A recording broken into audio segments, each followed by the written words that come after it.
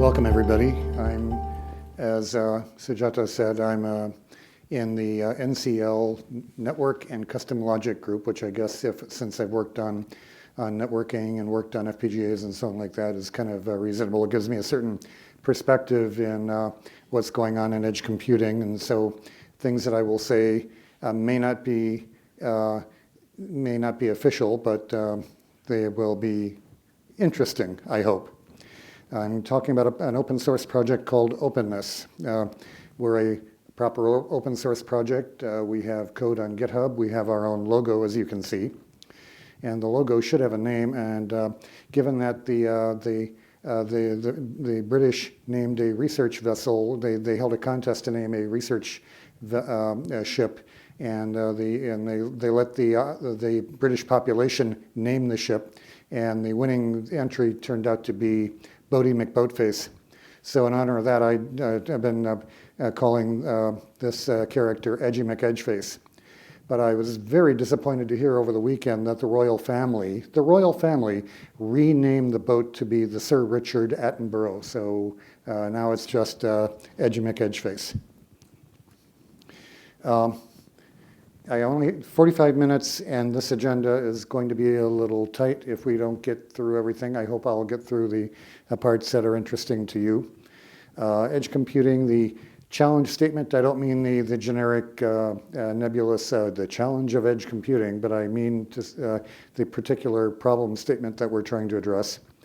I'll talk about use cases, and this is not a Edge Computing 101 kind of talk. I'm presuming that either everybody here has some notion of what edge computing is, or it should be kind of obvious from context as we go along in the talk. Then talk about the architecture of this project that I'm going to present, and then finally, very briefly, how to get started working with us. Hope you will. Okay, Edge. Every company and every standards group and SIG that is working in edge computing has a definition of edge computing, and some of them have more than one. I'm going to follow the precept that, well, I'm a computer scientist. I think that all these are distributed computing networks with different properties. Some nodes have large amounts of computing power and storage. Some are small. Some are, they have different. Each node in a network has a different operating envelope, and the network has a different operating envelope. And the special thing about edge computing is that there are nodes that by the laws of physics and the number of hops in a network have to be close to where data is produced. If you look at this entire spectrum, if you're in a cloud, for example, if you need to do somewhat real-time or isochronous time-bound behavior, then the thing that you have to do is really tightly constrain the network. The network design problem that Google and Facebook face is very different than the kind of network design problem that, say, Verizon or Orange face. And by the area that we started out in this project, we were kind of attracted or affiliated with the design problems of the communication service providers. So that will be obvious in what's to follow. And I'm going to call attention basically to two kind of areas, say the on-prem or on-premises edge and the network edge. The difference, in my mind, is primarily it starts with latency, because the on-prem edge, you're really close to where the data is consumed. You're within the haptic threshold or perceptual threshold of, say, 1 to 5 milliseconds. And when you're there are many new interesting kinds of applications that can be run. When you're within that range, not only can a video game player not really tell where they are in the network, but a robot so the 5G people say even the brain surgeon cannot tell how far away they are from between their joystick or scalpel and the target. If you're further away, now you're in the range between when a really time-sensitive application can tell the difference, and when a casual video game player or other kinds of services can tell the difference. But it's critical because you're still within an interesting area where new applications can be built, but you now can, given the speed of light and the laws of network physics, you can now locate equipment in, say, a central office or a regional office instead of in a building or a closet in a factory or on an oil rig or someplace like that. So we're basically staying in these kinds of areas. Let's see if all right. Now, the challenge statement or the problem statement. As I said, if you're Facebook or Google, you can solve the problem by tightly constraining how the network is built. When you're at an edge, there may be thousands or tens of thousands of edge nodes around the country or around the world, and you probably don't have that choice, especially if you're on premises. You have to fit into a closet or into what they call street furniture, or mounting on lamp poles or so on, and you find that there's a great diversity of hardware, software, architecture problems that you have to solve, and that's the problem. The combinatorial explosion of all these choices. This list: write your edge service once, run with any. We are kind of leading to what problem we want to solve. Access networks. You might be on IP. You might be on Wi-Fi. You might be on LTE as it migrates from being LTE to LTE with this control and user plane separated. That's what CUPS is. Onto 5G networks. If you're doing app frameworks, well, you want to be able to support applications, but now I said you want to be able to support a wide variety of new applications. That means that you're doing game clients or game servers, or it means that you're doing AI engines, or there are many different frameworks that have to be supported. They're going to have, you have a configuration management problem you have to deal with. Data plane. You have to, we're talking, since we're talking haptic threshold and tight real-time behavior like that, you have to have a high-performance data plane, and there are different ways of implementing that. I could go on, different orchestrators. Every carrier has its own point of view on this, and they're sponsoring in turn constellations of special interest groups that cover that. I'm not going to talk about them because there are speakers following me who are going to talk about that very well. But the problem is there's this combinatorial explosion, and the point of view that we're taking is you probably can't solve that with one platform. It's not one edge to rule them all, one edge to find them, one edge to bind them all, and in the darkness bind them. I would rather, maybe we can do better by providing a toolkit approach instead of a platform approach. And hence, the basic problem statement of OpenNESS. You can read it, but I'll read it quick because it is quick. Open source software toolkit to enable easy orchestration and management of edge services across diverse network platforms. So we want it's a toolkit. We want it to support a diversity of solutions. It's foundational, and by that it doesn't say that in there. Foundational is my word, but I mean it is. We want it to be used both by extension. Take the project and use it out of the box to show that the hello world of edge computing works, and then extend it to make it into a commercial offering, or reuse it. You have an edge solution that you're already working on or have already deployed. There might be ideas in it that you could support. In an ideal world, this is an open source project. Different interested parties will contribute their own special kinds of value added. The value in it for Intel is we want to make sure that all the hardware tech that we're developing actually gets used. It doesn't get papered over so that no matter what new accelerators or new other kinds of technology we have, it doesn't matter because nobody can get at it. That's obviously not good for us as a supplier, but it's not good for consumers either because they will never be able to run. They will be limited by whatever the default can do.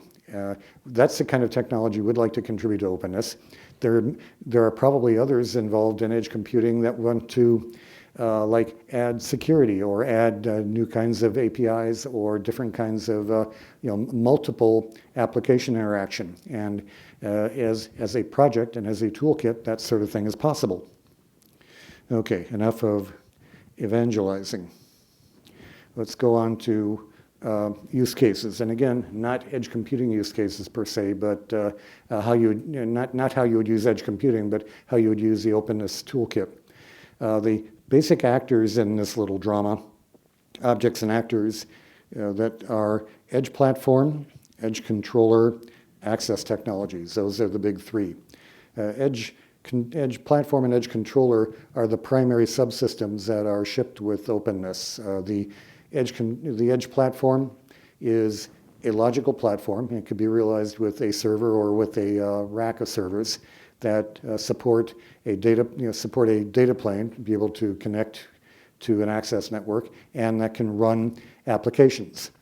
Another thing that my point of view is if edge computing, and I didn't mention it before, but network functions virtualization are not quite the same thing. They're often conflated or confounded in public talks, but network functions virtualization is building functions out of software that can replace that replace the functions of the communications network. Things like firewall or deep packet inspection or TCP optimization, things like that are quintessential network functions. But the notion of edge computing is to be able to write to have end applications. A quintessential edge application might be take a camera feed and do license plate recognition and send the interesting hits or the hits that need to be uploaded to a smart cities control center to that center, and keep all the other noise, what they used to call data exhaust in the big data days, keep it in the platform and throw it away where it belongs. The edge controller is obviously enough the entity that controls the edge platform. There might be one edge controller and 10 or 100 edge platforms, and they're managed at a relatively low level of granularity.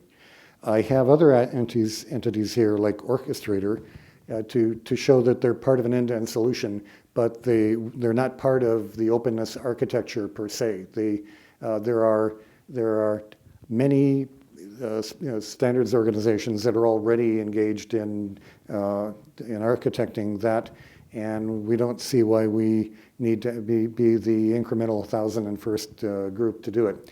On the other hand, having an interface so that the orchestrator could use the edge controller seems like a really good idea, and that's part of it. We'll get to that in, say, slide 18 if I get that far. Finally, access technologies.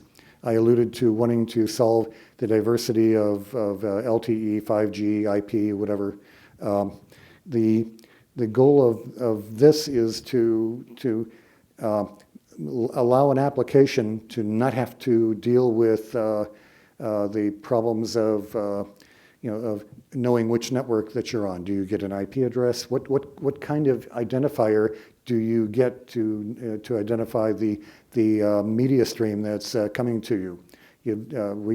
The goal is to solve all those problems in a modular fashion and to allow the applications to deal with it all with a single port kind of formalism. Besides these objects, there are actors: app developer, tenant system operator.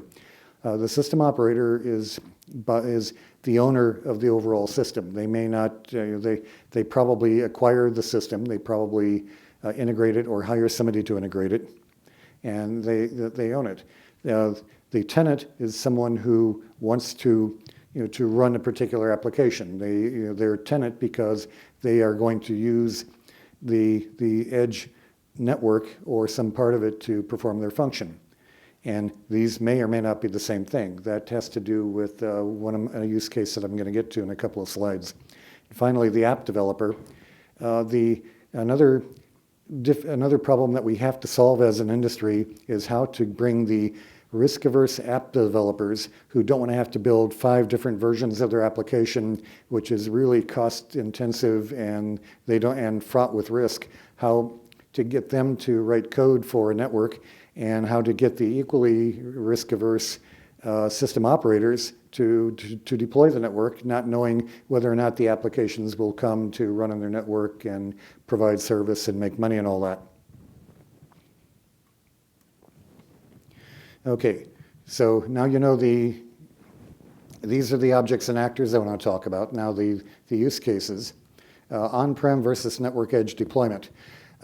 Earlier on about slide 3, I said, there's the haptic threshold. The on-prem was the very low latency, and the network edge was longer latency, and that entailed where these things were physically located, and that also entails how they get implemented. If you are an on-prem platform, you're probably the tenant probably own the platform. In other words, the tenant and the system operator are likely to be the same company.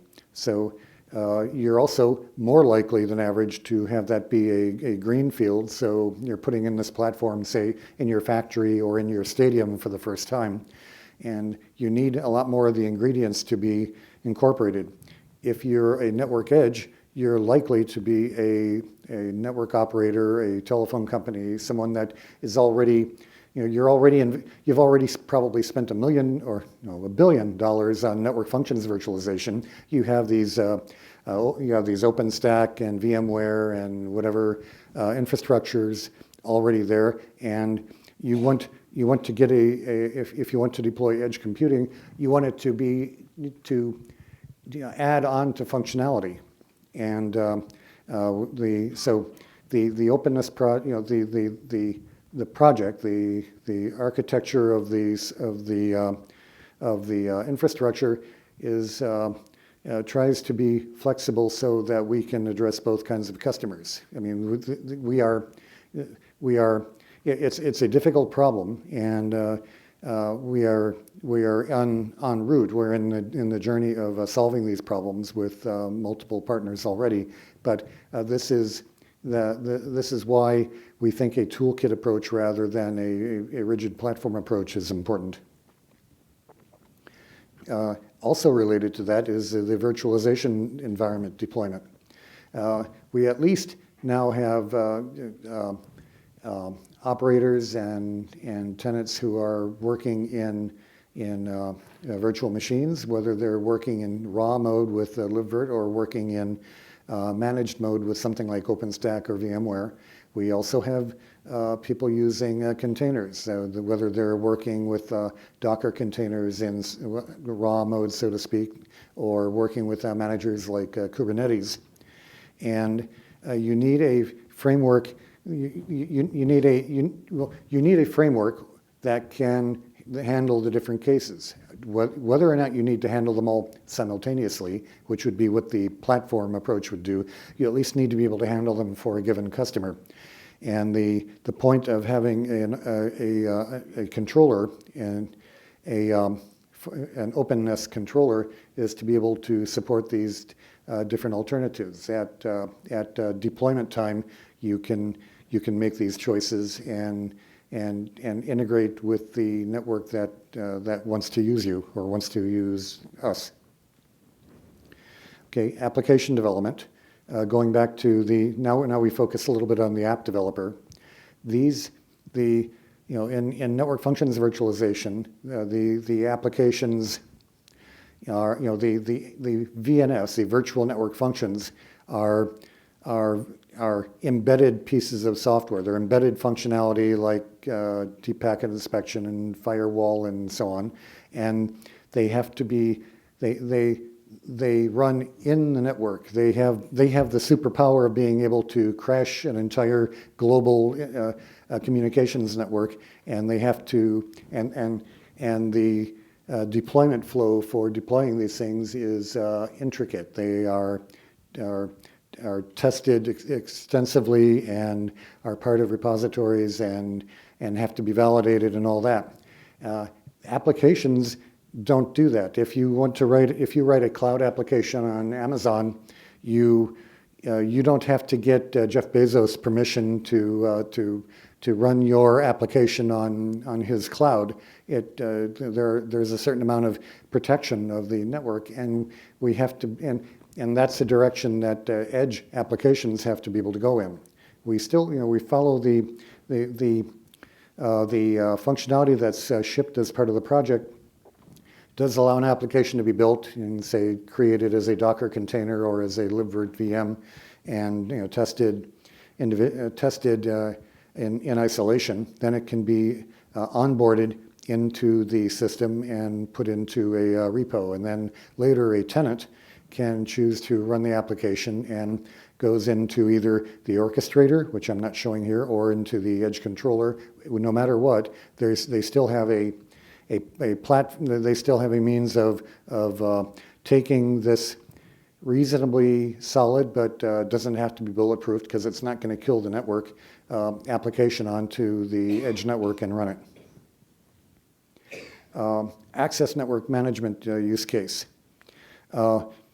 I'm showing the picture I'm showing here. I don't know how many people are familiar with LTE or 5G. I'm showing more or less the LTE case here. There are different ways that streams come in out of the access network. If you're an LTE, you might be connected directly to a base station and get your media stream through a tunnel.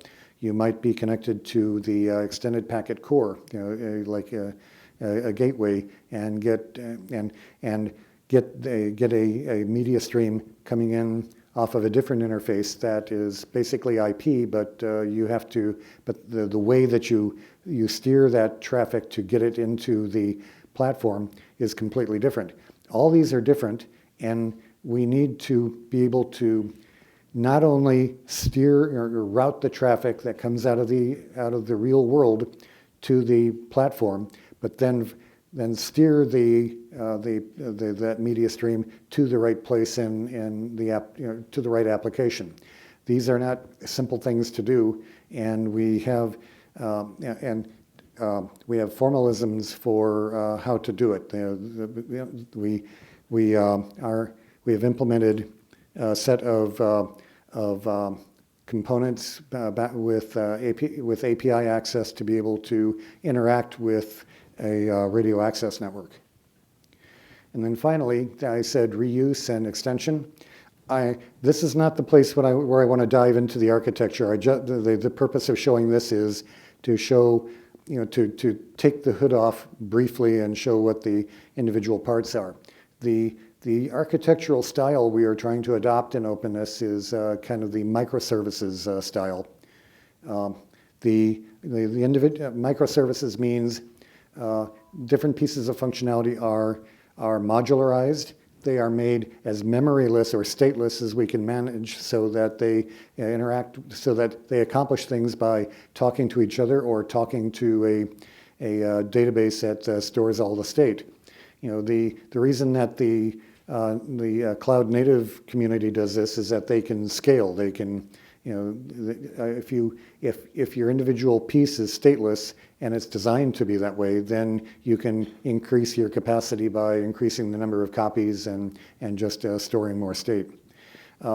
That starts to reach its limits when you get down to an edge node, because the edge is physically connected to the media stream. It's physically connected to your phone or your tablet, and so there are pardon the term, edge cases here that we have to handle. But adopting this style makes it easier for a partner to either understand the code and add to it, or to take pieces out of it. Let's say another term that my management doesn't like, let it be an organ donor to somebody else's edge network. Okay, let's get into the architecture a little bit. Can people see this, or should I go into full screen mode? Full screen mode. All right. I'll try. Oh, good. Okay, so at the top level, you're still seeing edge platform and controller, which are the major parts that are shipped. I'll start with the controller because that's the quickest one to describe. It is composed of microservices, and we'll drill down a little bit later. It presents an API at its northbound interface so that it can interact well with an orchestrator. It has a southbound interface so that it can talk to, so that it can talk to virtualization managers like a Kubernetes master or an OpenStack controller. It has interfaces over to, an individual controller can control a potentially large number of edge platforms. These platforms, there's no particular architectural limit to the number it can support. It has to do more with the capacity of the system. The edge platform, well, it starts with hardware and so on. We test with of course, multi-core Xeon systems. The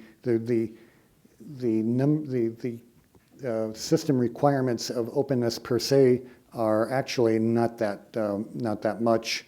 What takes up all the extra cycles is when you start adding on access network stuff and applications and so on. If you're running an AI inferencing engine, for example, then how many cores does it take? As many as you'll give it.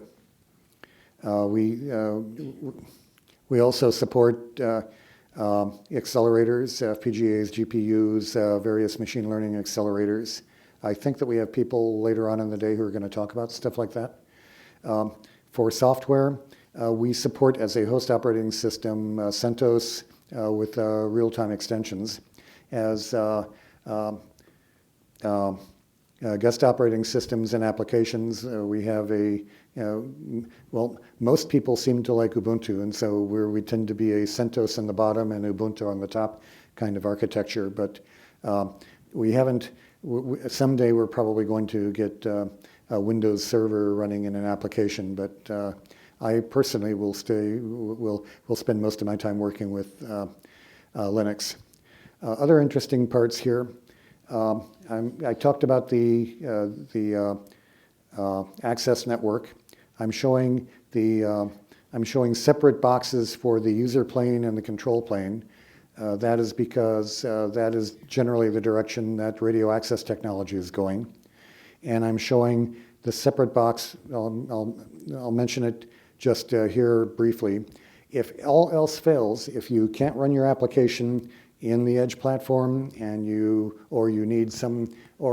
just need some hardware that doesn't fit into any other model, this is the escape pattern that's in every single middleware standard. It's a local breakout, and the data plane is able to, as part of the formal model of edge computing, it lets you route traffic down to that local breakout node. Think of it as like just a black box appliance. Applications, I haven't really, even though I've talked around them, but I haven't really talked what they are yet. An application is a generic container or virtual machine. It it's one or more Linux processes. It could be, it's an entire virtual machine.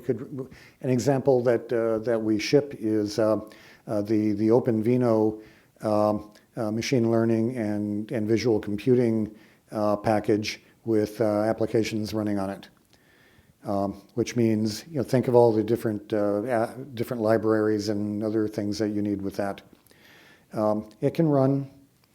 Basically, it gets when it is provisioned, it gets a port to the data plane, and applications know that the media stream is going to come in on that port and go out on that port. The controller over here undertakes to define what that is, when a stream from, say, a particular phone or tablet in the real world sends a media stream, which application it's supposed to go to. It's at a bare minimum, it is configurable, and among the possible additional innovations that partners could add to our project would be some interesting, closed loop or optimizing ways of doing this. I have two different kinds of applications here. One I just called an edge application, and the other one here is edge application with cloud connector. I said that our heritage is basically working with phone companies and telecoms, but the cloud world is moving in the direction of edge. If you are Amazon, you have a project called Greengrass, which basically is a component that runs in something remote. It acts as a kind of a possibly just partially connected remote node, can support lambdas and all that. If you're Azure, you have Azure Edge, and it works in a kind of the same thing.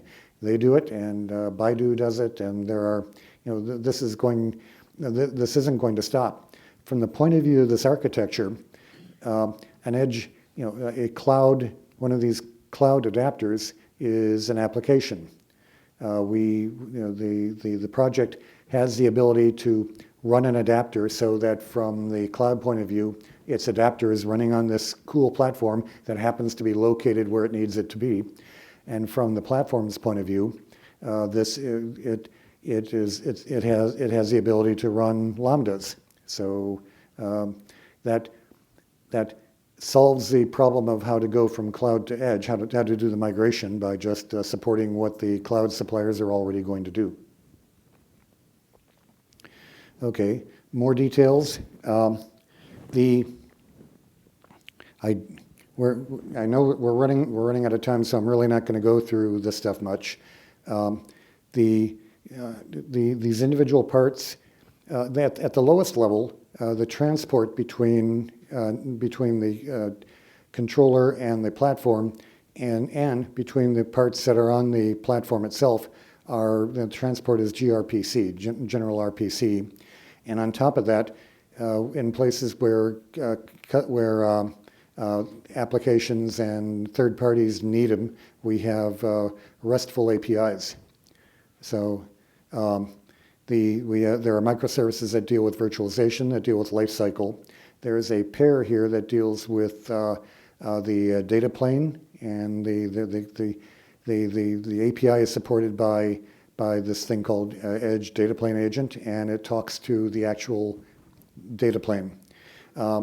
They are labeled as services and agents. It's a split architecture so that if a edge platform happens to be intermittently connected to the controller, it can still survive. Controller APIs, the basic things it can manage are nodes, applications, policies, and so on. You can manage the expressiveness of the API lets you define policies separately, so you can define all the moving parts, and then allows you to apply the policies to nodes or to interfaces as they see fit. They're RESTful APIs. They follow the Swagger or open API paradigm, and you can see examples. You can fetch information, you can set, you can update as get, post, patch, say, and they are defined for apps, policies, and everything else. I'm going to rush through, and the same thing here. I'm going to rush to this slide because for people who have a standards bent, I'd like to make the following point. We started with telcos. That means that we started with a standards body called ETSI. The ETSI Multi-Access Edge Computing Initiative has defined an overall structure, an overall standard for an edge platform. And the OpenNESS platform, the platform that's implied by OpenNESS, is very closely related to that. They're also defining APIs for that, and the APIs that OpenNESS defines are similar. They're not identical, and this is an issue that will come up in discussions with the standards community. The difference is ETSI has APIs for defining how applications can talk to services, but they basically they do it by sharing URIs with each other, and there are certain things that you need for real-world deployments, like secure sessions, that just aren't covered. So at a top level, the difference between these APIs and ETSI MEC are when you need to talk from one application to another or from one application to a service, you do it by setting up a secure session with the platform, and the service does the same, and then you communicate through the platform. You get security out of it. I rushed through that. If people want to talk afterwards, I'll be around for at least a while, and I'll point out that I've recorded about 2 hours worth of a training course on this subject. It's basically what I covered in this talk, but in greater detail. If you go to Network Builders University, which is plugged down here at the bottom of the page, you can watch it. They are about to be posted this week or next week.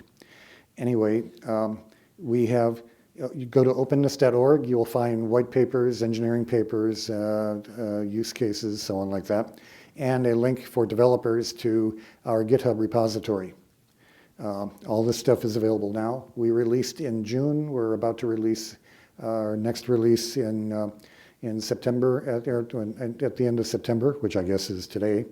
And we're trying to keep up a regular cadence. And I hope that we'll have partners who want to join in the openness community and improve this project. Thanks. And any questions? Yes. Do you have a service lifecycle management API? Yeah, there's an Edge, ELA, Edge Lifecycle Agent that does that. It does, start, stop, pause, shut down, so on. Deployment? That's part of the. It's kind of between the virtualization agent and the lifecycle agent. They may not be as full-featured as, say, as ONAP or something like that, but they're not intended to solve the entire problem of edge computing. They're intended to be pluggable into other people's solutions. Yes? You mentioned gaming. Mm-hmm. Massively parallel, multi-processor,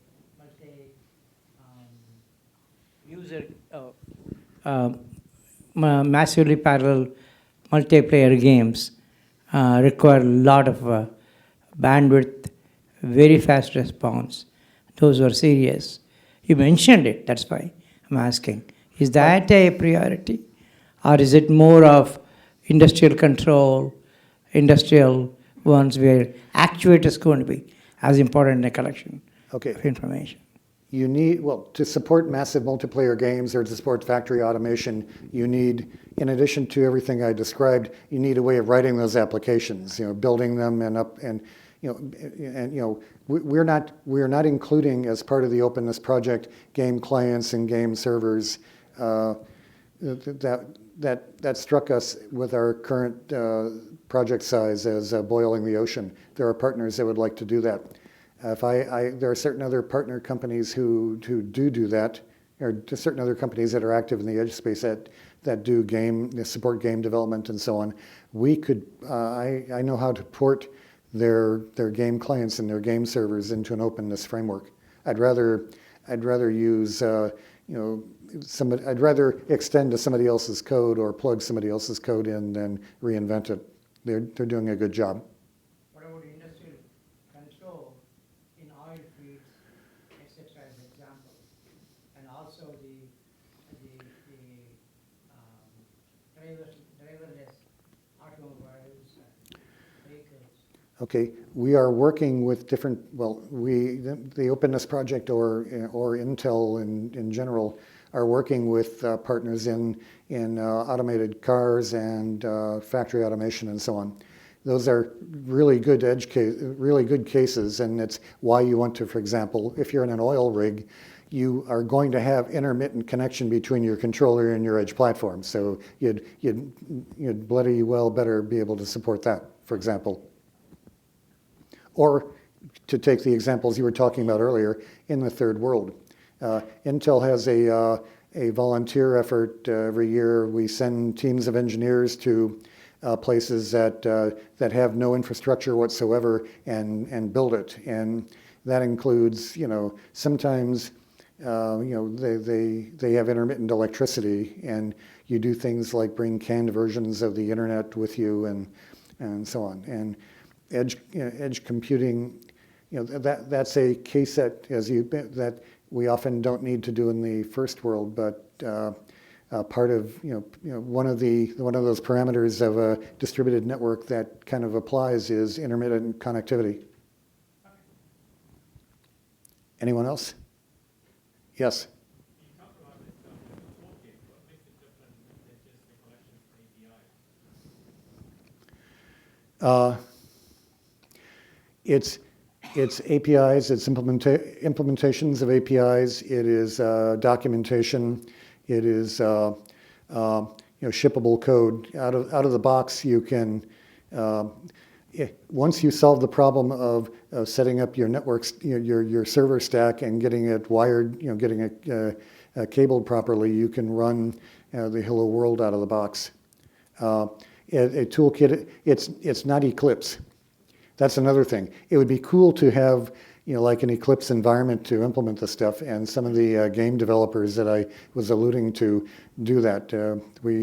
It would be a nice thing to do. I wish that a partner would commit some code to that effect. I think it would be cool. Anyone else? Thank you. I'm already over time. Sorry, Savannah.